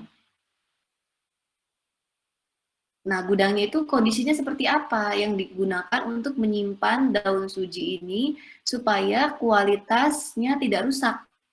Dan sehingga kalau kualitasnya bagus, tentunya nanti akan menghasilkan produk yang bermutu. Kalau dari kualitasnya saja yang sudah jelek, maka bagaimana kita bisa punya produk yang mempunyai kualitas yang bagus? Ya enggak? Nah, di dalam equipment datasheet ini, kita lebih spesifikan, misalnya misalnya waktu tinggal di dalam gudang itu 1 hari, maksudnya waktu tinggal itu hanya bisa menampung daun suji 1 hari. 1 hari nanti langsung diproses di dalam perancangan pabrik agroindustri kita, kemudian menampung untuk hari lainnya menampung daun suji yang lainnya. Ya, oke. Kita kan ingin merancang pabrik agroindustri misalnya ya. Kita kan harus menentukan dulu bahan bakunya itu berapa yang dibutuhkan, produknya itu juga nanti yang dihasilkan berapa. Nah, dari berapa sama berapanya itu nanti kita juga bisa menentukan masing-masingnya itu misalnya gudang itu menampung kapasitasnya berapa. Kalau kapasitas gudangnya itu 68.000 ton, maka kita membutuhkan volume tumpukan daunnya sebesar 322 meter kubik. Volume gudangnya kita rancang 675 meter kubik. Nah, spesifikasi gudangnya panjangnya sekian, lebarnya sekian, tingginya sekian, roofnya tingginya sekian. Nah, kita juga rancang kira-kira gudang ini dengan perancangan sekian itu harga totalnya berapa ya gitu, per meter. Sampai situ loh tugas kita di perancangan agroindustri. Sebenarnya ya, sebenarnya nanti kalau misalnya mungkin teman-teman nanti berkarir di sana. Oh ya, sebelumnya Ibu mau mengenalkan diri. Sebelum Ibu bekerja menjadi dosen di Unpad, Ibu pernah bekerja sebagai proses engineer di multi company bernama PT Teknik Indonesia. Jadi Ibu di sana bekerja sebagai proses engineer yang merancang perancangan pabrik. Oke, selanjutnya kita masuk ke peralatan belt conveyor. Tadi sekilas iklan aja. Belt conveyor. Belt conveyor ini seperti eskalator. Kalau kita diangkut dari lantai 1 ke lantai 2 itu menggunakan eskalator yang ada di mall-mall yang biasa teman-teman temui ya. Nah, kalau misalnya di pabrik untuk transport alat biasanya menggunakan belt conveyor. Sebenarnya conveyor ini ada berbagai jenisnya. Ada screw conveyor, ada belt conveyor, tergantung penggunaannya. Banyak sekali jenis conveyor. Tapi fungsi utama conveyor adalah untuk transport atau mengangkut bahan baku dari satu tempat ke tempat lainnya. Oke, di sini kelihatan jenis belt conveyor yang Ibu rancang ini jenisnya enclosed belt conveyor dengan panjang belt 30 meter, lebar belt 14 inch, tinggi tumpukannya itu 3,5 inch. Motor yang digunakan itu setengah horsepower. Jumlahnya 1 buah, power yang digunakan 0,35 horsepower. Gitu ya.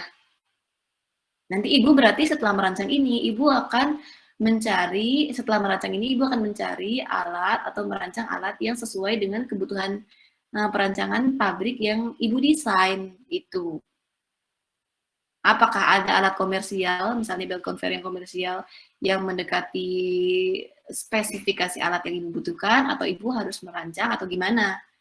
Yang jelas, ini adalah spesifikasi alat yang Ibu butuhkan untuk merancang bahan baku tadi menjadi sebuah produk yang memiliki nilai jual yang tinggi.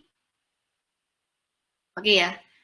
Misalnya tadi selain evaporator, conveyor, Ibu juga merancang alat evaporator kan tadi?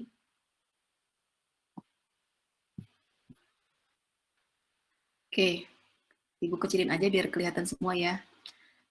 Gitu juga dengan pompa sebenarnya teman-teman.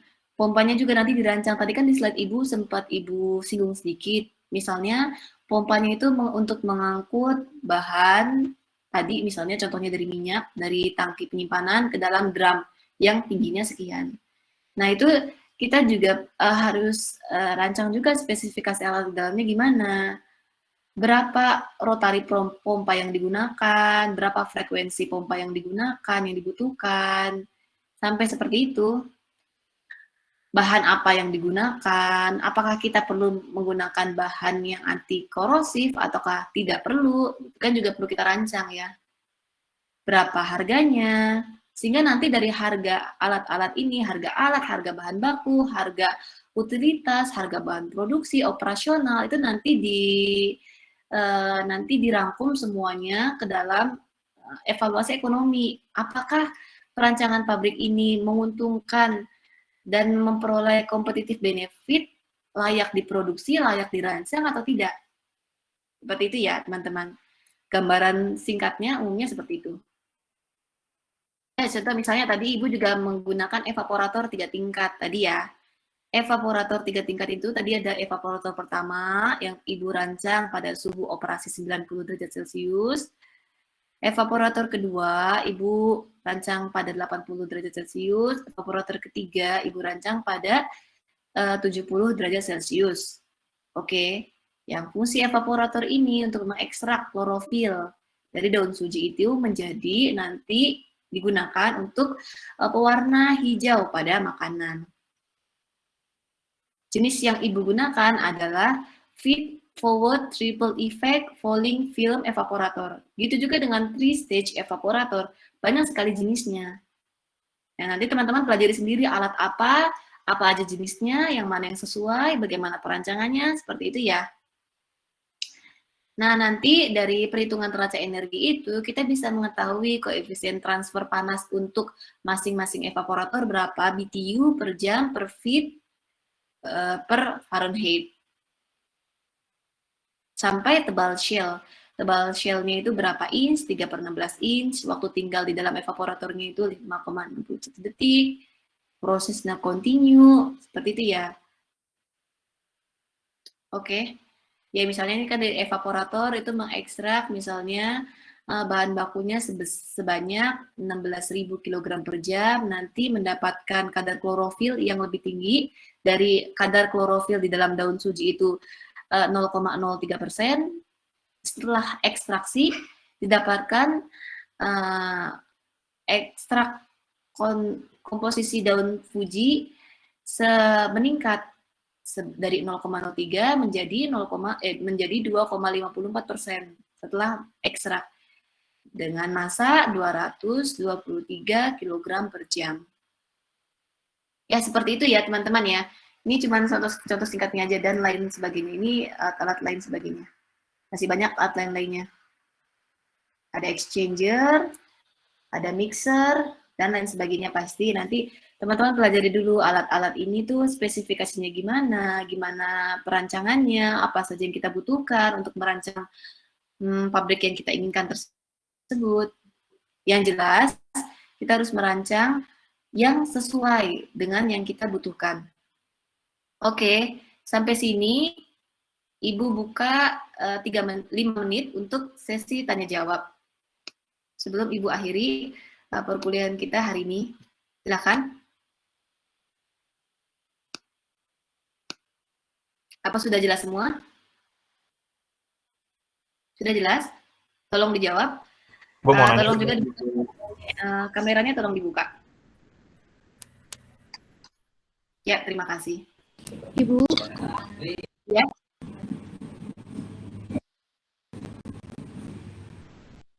Ya, tadi ada Risa. Ada yang ingin ditanyakan? Iya Bu, sebetulnya mau memvalidasi aja sih. Jadi dari perhitungan neraca ini berhubungan dengan biaya produksi, lalu kapasitas gudangnya ya Bu, untuk perhitungan sebelasannya. Atau gimana Bu, untuk proyeksi di perancangan agroindustrinya. Terima kasih Bu. Iya, oke. Kalau tadi kan Ibu menjelaskan lebih lanjut, nanti dari perhitungan-perhitungan ini, dari perancangan yang kita buat ini, nanti efeknya nanti ke biaya, ekonomi, dan segala macam. Tetapi lebih spesifiknya, di dalam perhitungan neraca massa, neraca energi, dan spesifikasi alat ini, lebih ke prosesnya seperti apa, sehingga kita bisa mendapatkan proses flow diagramnya. Ya. Jadi tadi kan dari neraca massa, dari perhitungan neraca massa didapatkan diagram alir kualitatif. Nanti dari neraca panas dapat diagram alir kuantitatif. Dari diagram alir itu kan yang ditunjukin kan masing-masing. Kalau neraca massa yang ditunjukin adalah massanya dengan satuan kilogram per jam. Nah, untuk yang diagram alir dari neraca energi itu nanti ada pressure, ada temperatur, dan juga ada entalpinya dengan satuan kilokalori per jam. Nah, sebenarnya luaran dari perhitungan neraca massa, neraca panas, dan spesifikasi alat itu, kalau dari fokus utamanya itu untuk proses flow diagram. Nah, tapi nanti proses flow diagram ini lebih lanjut nanti akan dievaluasi untuk perhitungan ekonomi, segala macam. Jadi, inti utamanya dalam perancangan agroindustri sebenarnya adalah proses flow diagram dan proses and instrumentation diagram nantinya ya. Itu ya Risa. Apakah sudah jelas jawabannya Ibu? Ya udah cukup Bu, terima kasih. Sama-sama. Apakah ada pertanyaan lain? Ibu membuka mungkin 2 pertanyaan lain jika ada sebelum Ibu menutup. Bu, izin nanya Bu. Ya silahkan sebutkan nama dan NPM ya. Latif 5054 Bu. Tadi masih tentang ini sebut neraca massa tadi atau neraca energi juga. Tadi kan ada arusnya ada 3 Bu ya, dari evaporasi 1 ke evaporasi. Ya dari evaporasi 1 ada outputnya ada 3 arus Bu. Dari 3 arus itu kan ada 2 arus yang ngarah ke evaporasi 2 kalau nggak salah Bu. Itu kenapa nggak dijadiin 1 arus aja Bu?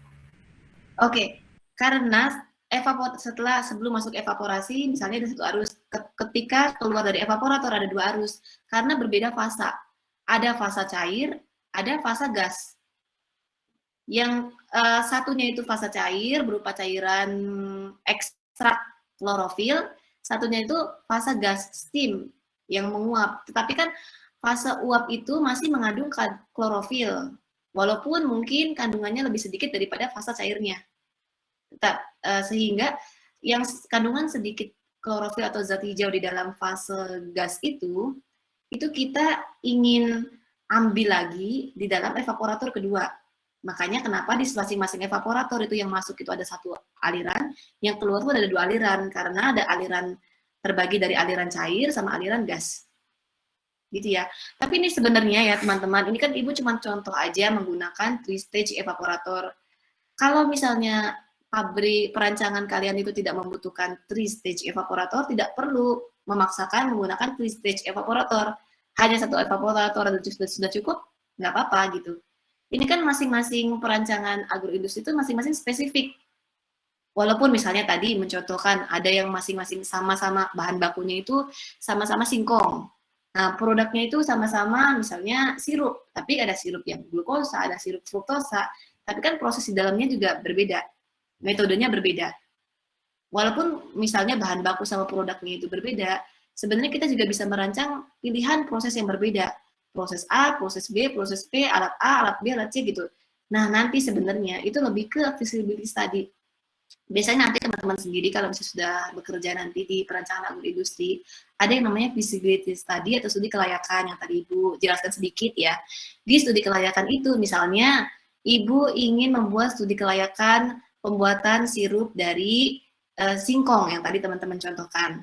Di studi kelayakan itu Ibu nanti membuat 3 opsi, 3 pilihan. Pilihan pertama itu dengan metode A, dengan alat A, metode kedua itu dengan metode B, alat B, pilihan ketiga dengan metode C, alat C, gitu. Dengan 3 metode ini yang berbeda. Oke, dari ketiga ini nanti di feasibility study ini bukan di sini ya, di feasibility study itu nanti dievaluasi dari pilihan A, B, C ini, yang mana yang nilai ekonomisnya paling baik, yang mana yang prosesnya paling efisien, yang mana yang menghasilkan mutu yang lebih bagus, yang mana yang paling layak. Nanti dari 3 pilihan ini hanya 1 yang Ibu pilih, gitu, yang paling optimum, yang paling maksimum. Jadi untuk perancangan alat ini nggak saklek harus kayak gitu ya, karena spesifik produk, spesifik bahan baku, spesifik metode, spesifik proses itu spesifik sama sekali. Jadi tidak ada bakunya gitu. Oke, sampai sini Latif, apakah sudah jelas? Udah cukup. Kasih Bu. Satu penanya terakhir, silahkan. Jika ada. Jika tidak ada, akan Ibu akhiri perkuliahan hari ini. Nanti di akhir perkuliahan, Ibu minta nanti kelompok 1 sampai 11, tolong direvisi lagi ya. Mohon maaf mengganggu. Saya Reno Romzu Fauzi, NPM 042. Oke. Ya, untuk neraca massa atau neraca energi sendiri berarti kan untuk secara kualitatifnya kita pakai neraca massa, dan untuk secara kuantitatifnya kita pakai neraca energi gitu. Tapi banyak ketika produk itu dijalankan, nah saya masih bingung kan, ada beberapa yang fitnya regenerasi ya Bu. Tapi kalau kita misalnya setelah, ya kebetulan saya sebelum kuliah juga sempat bekerja dan sempat ada istilahnya general cleaning gitu loh untuk apa namanya untuk suatu pabrik gitu. Nah untuk awal berarti kita hitungan awalnya itu akan berbeda Bu dan tidak pakai regenerasi ya Bu atau bagaimana Bu? Nah, untuk regenerasi Energi awal ya, lagi. ya oke. Tadi mungkin teman-teman juga di sini udah Ibu jelaskan. Oke, Ibu akan tampilkan slide lagi ya, sebentar.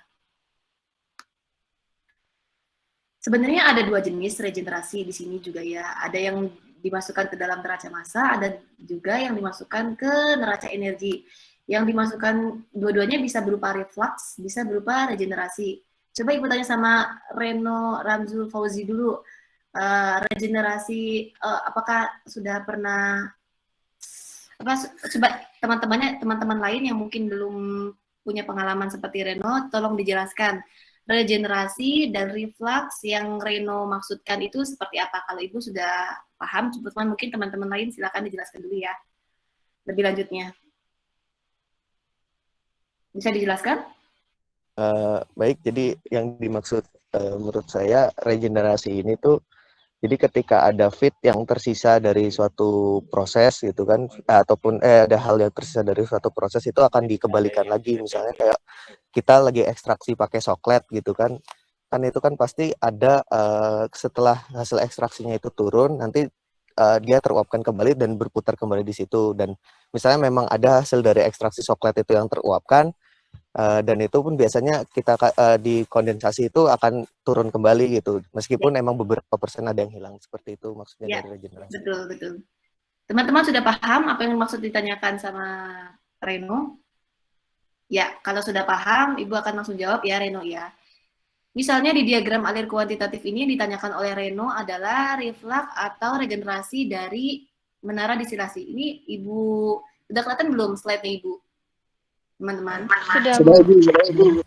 Oke, di menara distilasi ini, lihat, Ibu kodekan MD1, maksudnya adalah menara distilasi.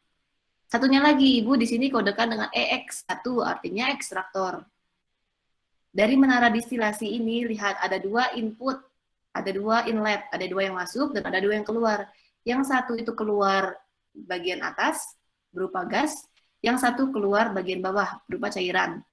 Yang berupa gas ini, Ibu regenerasi, Ibu gunakan lagi di dalam ekstraktor. Lihat kan?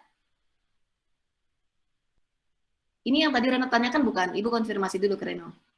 Iya Bu. Ya, oke. Karena ini kan tadi kan misalnya gas yang ada keluar dari menara distilasi itu masih ada kandungannya walaupun itu sedikit. Sayang kalau dibuang. Mendingan kita gunakan kembali kan masih bermanfaat. Nah, dimanfaatkan di alat ekstraktor ini. Oke. Setelah yang dimanfaatkan di alat ekstraktor ini kan berarti kan perhitungannya kan berbeda. Nah, makanya untuk mempermudah perhitungan itu nanti di neraca panas maupun neraca energi itu nanti ada alirannya. Tadi kan Ibu tadi sebutkan misalnya di nomorin ini yang di stream arus ini arus nomor 1, ini arus nomor 2, ini arus nomor 3, ini arus nomor 4, ini arus nomor 5, ini arus nomor 6. Misalnya seperti itu ya. Nah, tadi kan Ibu udah mencontohkan, kalau misalnya kita lihat di sini ya, Ibu pen dulu. Kalau kita lihat secara overall, kan yang masuk ini hanya 2. Kalau overall ya, tadi Ibu contohkan, yang masuk ini hanya 2 yang utama, yang utamanya itu ada 2, yaitu hanya daun suji sebagai bahan baku utamanya, dan yang kedua itu adalah solvent, etanol, dan air. Nanti yang keluarnya itu berupa produk daun suji. Tetapi itu kan nanti neraca massa dan neraca panas secara overall. Tadi Ibu sebutkan nanti secara overall keseluruhan itu kita bagi ke dalam masing-masing sistem-sistem kecil. Contoh sistem kecil yang Ibu contohkan tadi misalnya di dalam ekstraktor tadi ya, teman-teman. Di dalam ekstraktor ini ada 3 aliran yang masuk ya. Aliran daun suji yang pertama di sini dari reboiler. Kemudian aliran yang kedua adalah aliran solvent, etanol, dan air. Aliran yang ketiga yang masuk itu dari regenerasi atau dari reflux yang keluar dari menara distilasi. Oke? Sampai sini sudah paham semua? Yang keluar itu ada 2, ini dan ini. Ya. Nanti yang masuk 3 dan yang keluar 2 aliran ini dihitung dalam neraca massa dan neraca panas. Sampai sini Reno sudah paham belum ya? Sudah terjawab belum ya? Tadi kan Reno Paham Bu, tapi masih sedikit bingung. Tapi untuk alirannya saya mulai paham. Tapi kalau untuk misalnya ntar ketika masuk perhitungan mungkin agak harus dipikirkan ulang lagi Bu.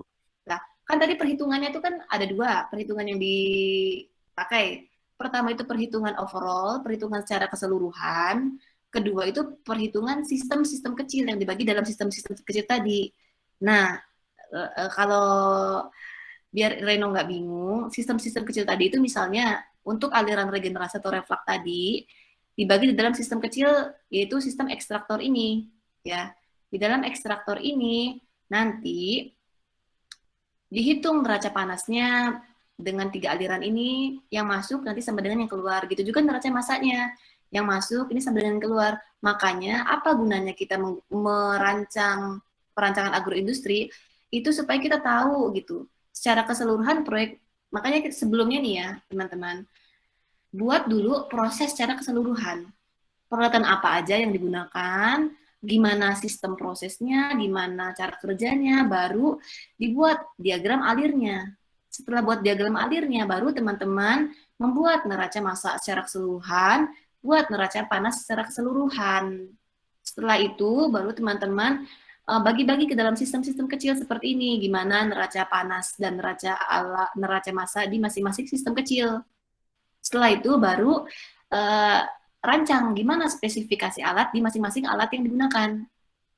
Gitu ya teman-teman. Baru dapat tuh diagram alir kuantitatif yang memunculkan berapa P-nya, berapa T-nya, berapa entalpinya, berapa masanya gitu. Tahapannya kayak gitu ya. Jadi sebelumnya pas tahapan awal pasti belum ada dulu nih nilai-nilai P, nilai-nilai T, nilai-nilai ini, massa kilogram per jamnya belum ada dulu. Pertama tuh masih blank dulu, masih hanya diagram alir biasa aja.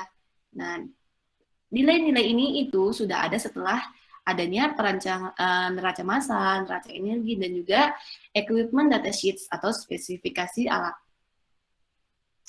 Oke, biar Reno tadi nggak bingung, Ibu masuk lagi deh tadi ke diagram ke detail perhitungan neraca massa sama neraca energi. Bentar ya.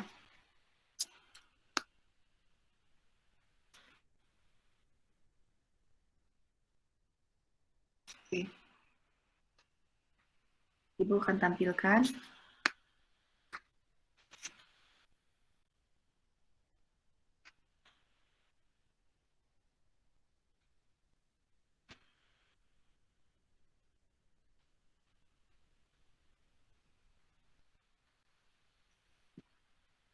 Tunggu ya.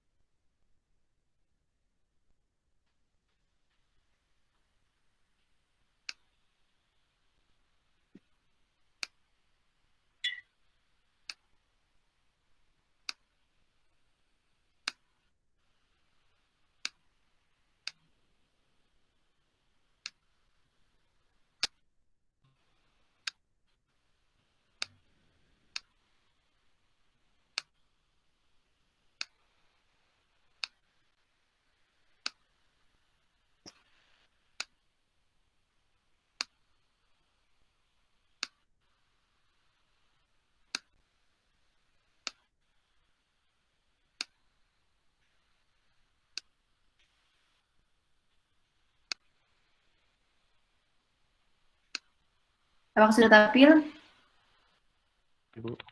Sudah, Bu. Ibu ini ya. Tadi kan di ekstraktor tadi kan ada reflux, yaitu atau regenerasi di arus ke-6. Tadi kan ada apa Ibu entire screen aja ya. Kayaknya Ibu harus entire screen sebentar, Ibu. Tampilkan yang entire screen supaya bisa menampilkan dua file secara bersamaan.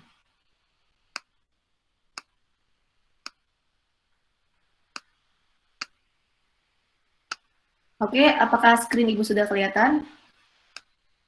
Sudah, Bu. Udah, Bu. Oke, tapi maaf ya nggak bisa besar soalnya ada dua yang harus Ibu tampilkan. Jadi kayak tadi nih.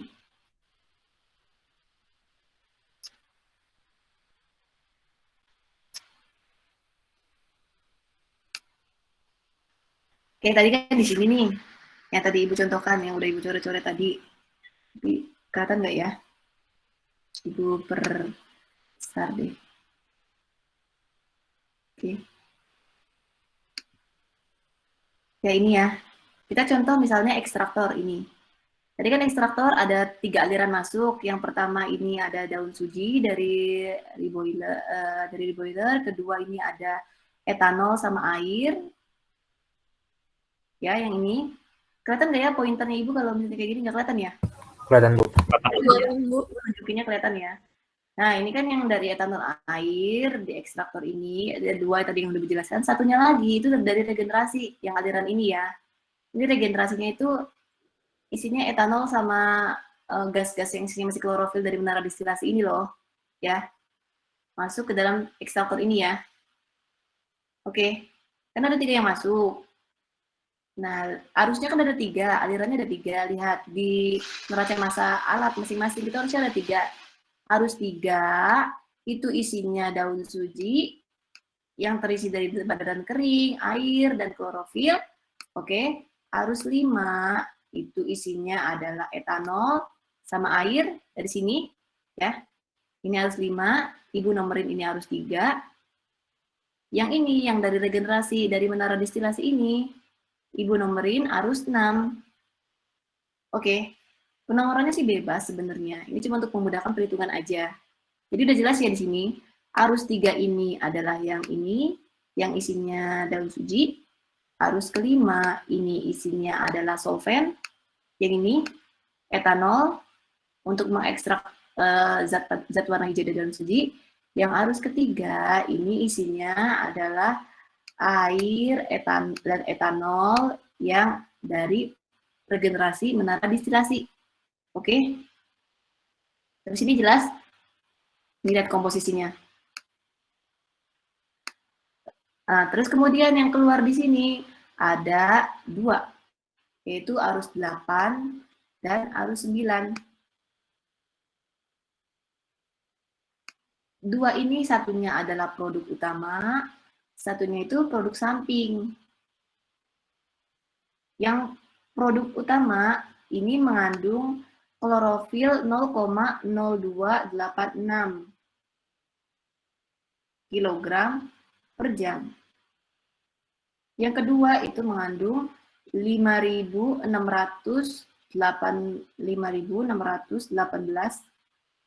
ya, sekitar itulah ya. 5.000 mengandung 5 kg per jam, bukan 5.000 maaf, 5 kg per jam. Yang ini, yang produk samping ini dimurnikan kembali. Yang ini jadi arus ke 39. Yang ini sudah didapatkan produk, yang ini produknya itu dimurnikan kembali gitu ya. Satunya produk utama, satunya side product. Nah, nanti yang dimurnikan kembali itu dimasukkan ke dalam evaporator, di mana distilasi, dan lain sebagainya. Jadi nanti perhitungan untuk neraca massa masing-masingnya itu kita buat closed system, sistem tertutup. Kita potong-potong, kita bagi-bagi. Jadi sistem-sistem kecil dari sistem keseluruhan untuk memudahkan perhitungan. Oke, sampai sini apa sudah terjawab? Belum? Reno? Gimana Reno? Apa sudah? Sudah mulai paham Ibu. Sudah mulai paham. Nanti untuk lebih penjelasan lebih lanjut, karena teman-teman ini mahasiswa dan Ibu berharap teman-teman ini aktif dan menjadi center pembelajaran. Jadi tolong belajar lagi juga di rumah ya. Karena pinginnya sekarang kita di hybrid system itu, materi itu tidak seluruhnya dari dosen, tetapi juga mahasiswa aktif mencari materi-materi yang relevan dan untuk mengembangkan ilmu. Jadi mahasiswa dituntut untuk mandiri juga.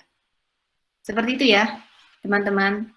Silakan jika misalnya ada yang belum mengerti mengenai perhitungan entalpi, neraca massa, neraca panas, silakan lebih lanjut itu silakan secara mandiri bisa berkelompok ataupun secara individu ya.